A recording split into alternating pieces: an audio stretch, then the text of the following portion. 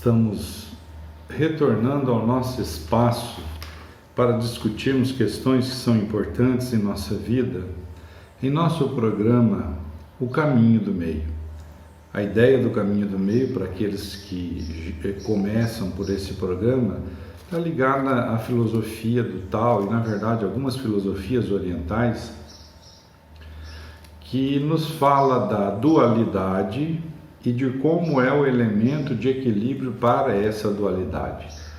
A dualidade são os pontos extremos e o caminho do meio é o que encontra a virtude dos dois pontos extremos, trazendo até o meio do procedimento para que a pessoa possa ter uma vida mais equilibrada. No dia de hoje, nós vamos falar sobre uma virtude chamada diligência. O que é a diligência? A diligência é uma capacidade, uma virtude que a pessoa desenvolve a partir da sua vontade de ser útil, de ser eficaz, não é? De resolver questões de maneira pontual.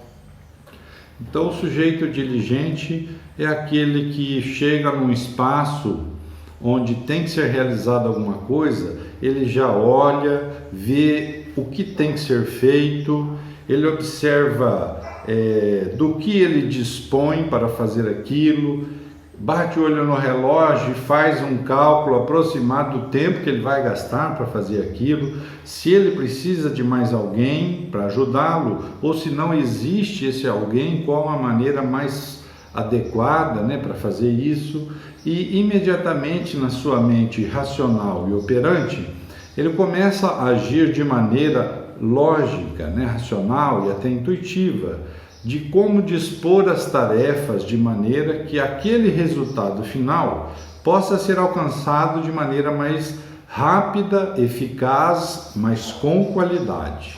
Ou seja, ele não é movimentado por pensamentos confusos ou por falta de vontade, por falta de positivismo. É o sujeito que todo patrão adoraria ter na sua empresa. E se fosse uma empresa feita só de sujeitos diligentes, com certeza seria um resultado exuberante a produtividade dessa empresa.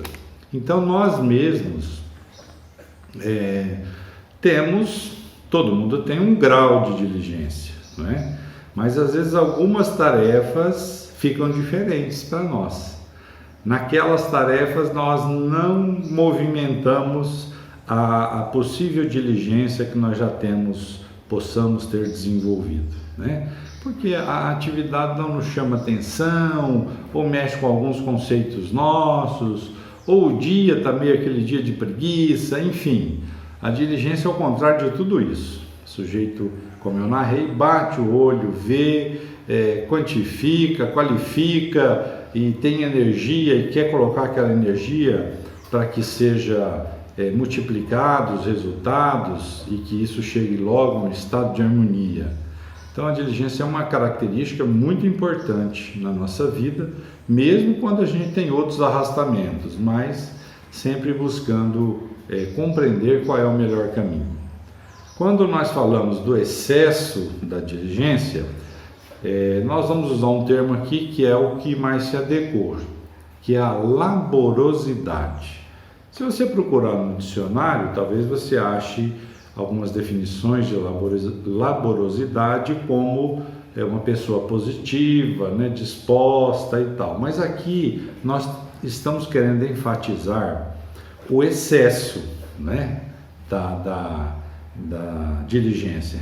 Então, essa definição de laborosidade é bem ao contrário disso que eu falei da diligência. Ou seja, se o diligente é aquele que rapidamente sistematiza todo o espaço que ele tem que agir, as condições, o tempo, enfim, a qualificação, a quantificação, a laborosidade faz o sujeito ficar muito preso a detalhes, E não no sentido de qualidade, mas detalhes e velocidade que são roubados, né, da produtividade.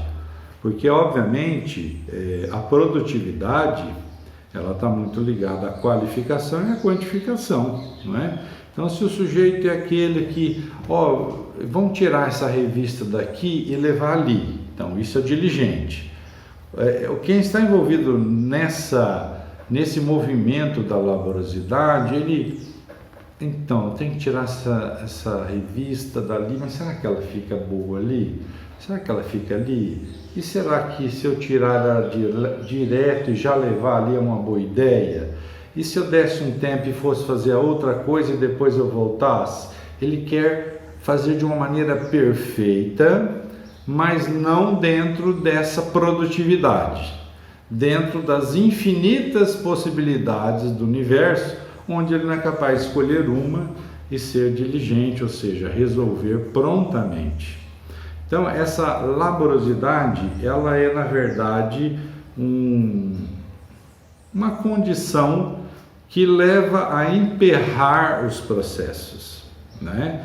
Por querer o excesso, né, do positivismo em tudo, da produção em tudo, se prende aos detalhes e às imensas interrogações que todo e qualquer movimento humano causa. O diligente não, tem 3 interrogações, estou escolhendo uma, me parece a mais adequada, ele já vai, porque é o sujeito timing, né? Tempo. Fiz, não foi legal, muda para cá, faz de novo, agora foi bom, aquilo lá não foi legal, muda. Esse, inclusive, é o profissional do terceiro milênio. Falando um pouco sobre isso e puxando um pouco para as questões de trabalho, do movimento das empresas, esse é o profissional. Aquele profissional que só sabe apertar uma porca, e essa porca tem que ser apertada de tal jeito, meu pai e meu avô faziam assim, vai se desqualificar para o mercado, né? É aquele que aperta ali, já aperta outra, aquela ali não ficou legal, então vou fazer desse jeito, as outras já vou fazer igual. É o sujeito que está pronto, né? Ele está no time sempre, ele tem insights, né? Muda, transforma de acordo com a realidade, não está ligado apenas a um aspecto da produção, mas consegue enxergar os outros aspectos. Por isso ele é sempre positivo, presente, ele não perde tempo com conjecturas e interrogações que não tem a ver com a real produtividade, mas com o fluxo da minha cabeça que está emperrado. Então, o profissional do terceiro milênio, ele será sempre assim. Ele vai ter essa capacidade diligente de realizar as obras e não vai ficar preso nessa laborosidade. E quando nós falamos da deficiência, aí é uma virtude que nós já até estudamos no vídeo anterior, é a preguiça, né? A preguiça não é aquele que demora e tal, porque está querendo escolher sempre as melhores oportunidades, mas fica fazendo um monte de avaliação e não sai do lugar. A preguiça é o contrário disso, ele não quer nada, né? Ele não quer apertar a porca do jeito melhor ou pior. Ele é aquele funcionário, por exemplo, de uma empresa, que toda hora está no banheiro, que vai tomar um cafezinho, né? Que tenta se furtar algumas atividades, que tenta empurrar serviço para os outros, que sai sempre um pouquinho antes do horário marcado e que fica extremamente irritado quando tem que sair um pouco depois, né? Então esse é o indivíduo falando de vida profissional que naturalmente não vai ter bons resultados, né? A preguiça, ela eu acho até nesse caso, como eu expliquei na semana passada, eu acho até um demérito, né? Porque a preguiça anda daquele jeito porque a velocidade dela está dentro da linguagem de equilíbrio, da harmonia da natureza. O sujeito que é preguiçoso, ele não está dentro da velocidade dele porque ele não é um bicho preguiça. Ele é um bicho preguiçoso, é diferente. Então, a preguiça é algo que, inclusive, contamina a nossa alma. Nós deixamos de sair do fluxo da verdade e da razão para ficar preso num monte de coisas que não nos levam a nada, que não nos traz nenhum resultado positivo. Aí nós pensamos, qual que é a solução para isso? Ora, muito simples. Vamos avaliar a nossa obra, aquilo que nós temos que fazer. Porque a obra justifica o empenho. Guardem essa frase. A obra justifica o empenho. O que Jesus fez? Ele veio e ensinou e terminou sabendo disso, é óbvio, né, se sacrificando na cruz.